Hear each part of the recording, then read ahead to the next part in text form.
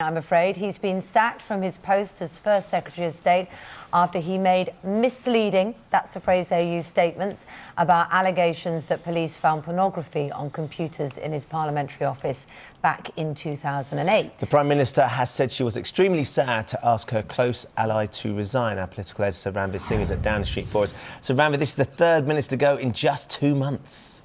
Yeah, we had Priti Patel and Michael Fallon resign, didn't we, recently? But I have to say, this is the one that will cut closest to the bone for Theresa May. They've been friends since the 1970s. She's friends with his wife. And after that disastrous election result for her in June, she brought him in as her de facto deputy prime minister. He doesn't have a massive public profile, I don't suppose, but for the prime minister, he was absolutely key to the business that goes on inside Number 10, for who he chairs many committees. And actually, for a prime minister that sort of struggles to trust very many people in her circle, he was absolutely one of those people that she trusted, she took advice from, and that sort of now leaves her a slightly lonelier figure than she already has been. But what this also does raise, apart from obviously questions over his conduct, which he has now admitted that he should have been more honest about what he knew that the police had found on his computers, it actually also, and the Prime Minister says this in her letter to him, it raises questions about police conduct, and because it was a retired police officer who came out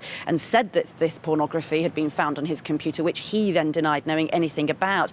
And of course, in this letter, the accusations about a kind of sexual harassment. You know, of course, this is the scandal that seems to be the cloud over Westminster at the moment, that whilst there was just his word against hers, she'd said that he had fleetingly touched her knee once and it made her feel very uncomfortable. He said he didn't recognise those events, but the inquiry found that her account was plausible. So what could have been a sort of unlikely high ending to the year for the Prime Minister, unfortunately, has hit a new low.